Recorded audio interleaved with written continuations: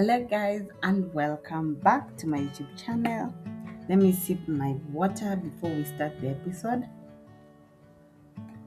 Welcome to my Food for Thought series. And February I told you guys it's all about self love and self-improvement. So everything I'm going to be sharing this month will be about self-love. And today we're going to look at food as care and not as control. So I hope you stay tuned till the end. My name is Charity Wanyonyi. Today I'm wearing my mental health advocate hat and also a nutritionist because we're going to look at the relationship between food and our mental health, our emotional well-being. Yes, I'm so excited about this episode and I hope you'll be blessed. As you watch this episode, keep sharing, leave your struggles with food in the comment section. How do you view food? Let's continue building this community by subscribing and following me across all my social media platforms with Charity Safe Haven and LinkedIn Charity Wanyonyi. Let's connect and follow each other. So many of us, from a while back since we've grown up, the way we relate with food was shaped long before we had a language to question it. Because most of the time, our parents, if you're a caregiver or a parent, you're the one who will dictate what your family, your kids are going to eat. So we were told directly or indirectly that eating well means controlling ourselves. I know most of you will dispute with me, but that's just my thoughts. I feel like eating well, even at this culture, like we talked about in the last episode, food culture, diet culture, it's all about control. So following certain rules, avoiding mistakes, doing it right. Yes? And over time, food stopped being about nourishment and just started becoming about compliance. And especially when I watch people who are into this diet culture wellness platform, I sometimes just see like this is someone being controlled by food. And if you dig deep and see the relationship between them and the food, it's quite um, somehow, let me say that. So for me, this matters, and where I'm setting this context um, is because control-based eating doesn't just affect our plates like this Food for Thought series is about. It affects how we see ourselves. Because for me, when I start having a negative relationship with food, it starts to affect me. We talked about emotional eating. If you've not watched that episode, please go watch. So self-love invites us to pause and ask, what if food was about care and not control? Hence the title for this particular episode. So I hope you're going to enjoy this episode that understood me setting the context as to why I settled on this particular topic. So what do we mean by control with food? So when you talk about control with food, we are talking about rigid rules, food you're allowed to eat, food you should avoid. That's why these days, as a healthcare professional, we're really learning how to properly communicate and not to make people have a negative relationship with food. Portion sizes you must stick to regardless of hunger. So I'm going to leave on the screen the newly released pyramid by the US dietary I've forgotten, but I talked at length at this in the nutritionist compass. I broke it down for you guys. So here's the image. Look at it. You see they have excluded the portions. Everything. They just showed variety and just the types of food you're going to eat. I shoot another episode later. We'll talk about that in length and my thoughts. So food becomes something to manage, monitor, and get right rather than something to experience, respond, and trust. For me, every time I make a food, I'm always engrossed. If I've ever cooked for you, I'm always engrossed in how I cook. And when I'm done cooking, I sit down and savor the food. I just don't manage, I just don't eat to eat. I experience my food because I do not want the food to control me and I do not want to damage my relationship with the food. Yeah, so that's what we mean by control when it comes to food. So we're going to look at why control is often mistaken for discipline, because there's a very thin line when it comes to those two. So in the diet culture, if you watch my previous episode, control is often praised as discipline. I will leave the definition of discipline on the screen.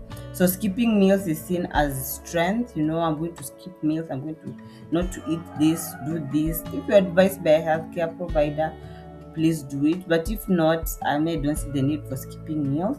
Ignoring hunger is seen as commitment. Your body is hungry, is asking you to fuel it, you're ignoring it. Struggling is seen as proof that you're trying hard enough. We normalize struggle, yes. So, but discipline that require constant suffering isn't discipline. For me, I feel like it's pressure. That's why I talked about the diet culture, because I feel like diet culture is pressurizing people into doing things that really, for me, I feel like they're not healthy. So, self love asks you to question why struggle has become normalized in the name of health. And why I started this Food for Thought series is to normalize healthy eating. Guys, nutrition is not supposed to be hard. If you're making it hard, then you're doing it wrong. Let me just tell you that. Yeah. So, we're going to look at the emotional cost of constant control. And this is from my own experience, because at some point I also struggled. In 2018, if you've been following me for a while, I was thin. I was extremely, I don't know if I leave my photo, I was so small. I was battling eating disorder. I don't like admitting it, but back then, looking back, I was. So living under constant food control usually comes with a cost. Anxiety around meals, guilt after eating, especially for anorexia, fear of getting it wrong. I feel like this cuts across all the eating disorders. So over time, food stops feeling supportive and starts feeling stressful. I remember it used to stress me because I was constantly thinking what I'm supposed to eat. I'm constantly weighing, measuring my food. When I eat something too much than the grams that are required, it started to take over my life. I had to call myself for a meeting. And when eating starts to feel stressful, it becomes very difficult to feel safe in your own body, because I used to feel like I was failing my body when I could eat something in excess, or I'm craving a food, and when I get it, I after eating I feel guilty. I talked about food guilt a while back. So that's, for me, was emotional, and it really tempered with my mental health. Just look at the photo. Let me leave it one more time so that you can start to see how I was back then. But right now, I built from that time up to now. I've been building a healthy relationship with food. I don't feel guilty. We're going to look at all that. So I'm not going to bore you with a lot of story, and I don't want this episode to be long. So we're going to look at control versus care. So we're going to look at the key difference. So there's a simple but powerful difference between control and care. So when it comes to control, it asks, am I doing this right? But care asks, what do I need right now? I'm hungry. What do I need right now? Yeah. So control relies on corrections and punishment. If you eat something that you're not supposed to, or you eat something in excess, you start to punish yourself but not eating the next meal, or depriving yourself of what you want. Um, Care relies on curiosity and respect, self-respect. Care is rooted in self-respect. You have to respect yourself, because so one, which is control, tightens the rules. And when you care about how you view food and what you're eating, it builds awareness. And for me, I'm all about self-awareness. So the shift from control to care is at heart of self-love with food. That's where your relationship with food stems from. That is one thing you should take away from this particular episode. So we're going to look at what eating from a place of care looks like. And this is what I've been really struggling, because there are days that are good and there are days that are bad. So there's a thin line. That's why this topic not a lot of people are talking about, because there's a thin line between um eating right and just following strict rules. So eating from a place of care doesn't mean eating perfectly, because I always tell you guys to follow the 80-20 rule. 80% of the time eat right, and then 20% is allowed for you to indulge in those two cravings and your comfort food. So it means responding to hunger without judgment, allowing food to meet physical and your emotional needs. We are humans. We feel, we have emotions, so make sure the food meets both physical and emotional needs, making choices based on context and not fear. If I break the rules, this is what happens. So care looks like consistency and not extremes. That's why fat diet thrives, because it's border extreme. Because me, some fat diets I see, I'm like, whoa, yeah, okay. So it looks like listening rather than negotiating with yourself. So you're letting go of all or nothing kind of thinking. No, that's why unlearning, learning, and relearning what self-love with food looks like is such a journey, because you just don't wake up and not want to eat and not judge yourself for eating what you're supposed to, especially if you have emotional instability or you have mental health issues. So we're going to look at this particular slide, and it's very, very important, because I want you guys to remember care is not ignoring health. If you're told not to eat something because of your health, don't ignore it, because you want self-love when it comes to food. So I feel like that's why I had this slide on this episode. Care does not mean ignoring health. It means viewing health as a pattern over time and not single meals. Because when you work with a nutritionist, you're building sustainable habits. It's not just changing one meal. Unaruka, you go to no. Health is seen as a pattern in the way you eat, what you eat, when you eat, and how you treat yourself. So it means allowing structure without rigidity. You are flexible enough to have the 80% and still have the 20%.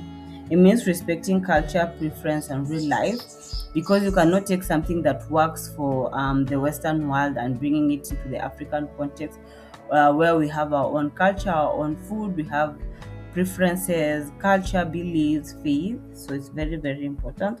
So care focuses on stability, because health that can't be maintained isn't health at all.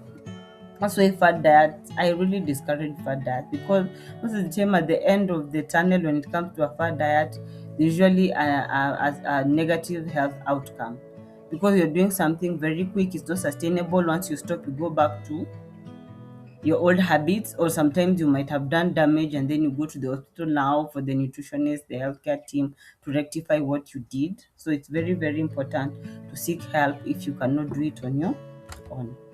So why care builds trust with your body? So when your body experiences consistency instead of restriction, it begins to feel safe. At this days, I feel safe. I don't judge myself so much when I'm going through a tunnel of emotional eating.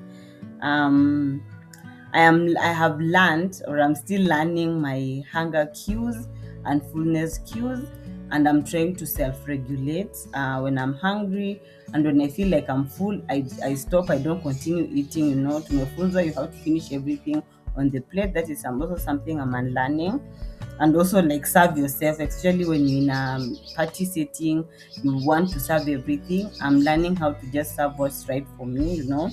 um Cravings become less urgent these days. I don't crave as much, because I used to really water down the cravings. So when they come back, they are really like, so these days they are less frequent, less urgent, because I when I feel like I want something for my body, I give it, but in moderation. Eating less feel chaotic. Some days your body is bloated because of that time of the month. So I don't force myself to eat as much as I could eat on a normal day where I have excess energy and I'm doing too much. So that is how you learn your body, and that's how you build trust with your body. And once you start building trust with your body, it will start giving you signs. I feel like as I've grown from my 20s to my 30s, I know my body talks to me. When I know something is wrong, definitely something is wrong. When food becomes predictable, I'm forgetting one line that is very, very important. Trust isn't built by control, it's built by reliability, because my body relies on me to treat it with respect. And the feeling is mutual. It gives me signs, it tells me, are you supporting me? So I'll be able to show you if there's something wrong, there's outbreak, hormonal imbalance. You will know. When you feel sick, your body will tell you. When something is out of normal, you will still know.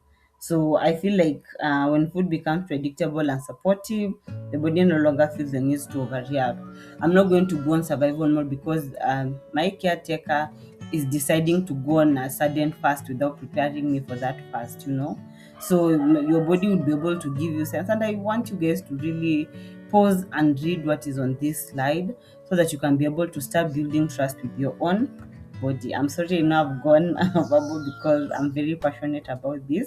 So let's talk about how control keeps people stuck. And you remember the diet culture episode, we also looked at a cycle. So control keeps people in cycle. Restriction leads to preoccupation. Forbidden foods become emotionally charged. Eating feels urgent instead of mindful. I always tell you guys, mindful eating. I feel like maybe next month or during the live, I'm going to talk about mindful eating, but I want mindful eating to be its own episode. Then guilt appears and the cycle starts again. You feel guilty, you restrict. When you get food, you eat too much, you become emotional, you feel guilty, it goes round and round and round. This isn't a failure of willpower, it's a predictable result for control based eating. So healing here becomes delayed and not supportive. So your confidence in what you eat really decreases. So it's very, very important to understand what food control is and what food care is.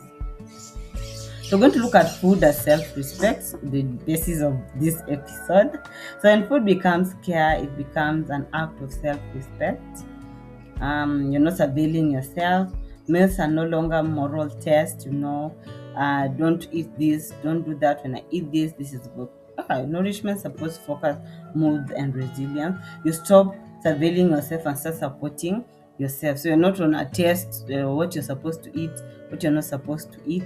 So care supports long-term well-being, and self-love show up quietly, though through nourishment, not punishment. You're not punishing yourself because there's a week where you just want to cuddle and have your ice cream, and there are weeks where you street weeks forward you're eating healthy. That's why it's very, very important to really uphold the 80%, 20% rule. Yeah. So we're going to look at reframing everyday food decision. So this reframe, based on what I do, is practical and gentle. So instead of asking, was this allowed or is this allowed, I replace it with what was this supportive. Like I always, because I'm learning about self-regulation. When I feel like I'm doing something overboard, I sit down with myself and I ask, is really supporting me? Is this really what I want to do? And when you genuinely answer that question, there is where your self-love starts. Yeah. Instead of criticizing, you get curious. And instead of striving for perfection, you aim for consistency. So you have flexibility without self-criticism. Yeah. So you honor both satisfaction and nourishment, and those two have to be in semi-balance for you to actually have a positive relationship with food. So food choices become information and not evidence of failure. So practice curiosity instead of control. Like, I'm curious. And I feel like this where actual real discipline starts. Discipline is not control, it's your ability. Let me leave the definition up on one. So as we close this episode, I want to leave you with this thought. Food was never meant to be a tool for control. I feel like we human beings are making it that way. Care creates safety, and safety supports healing. Self-love with food is quiet and sustainable, and you don't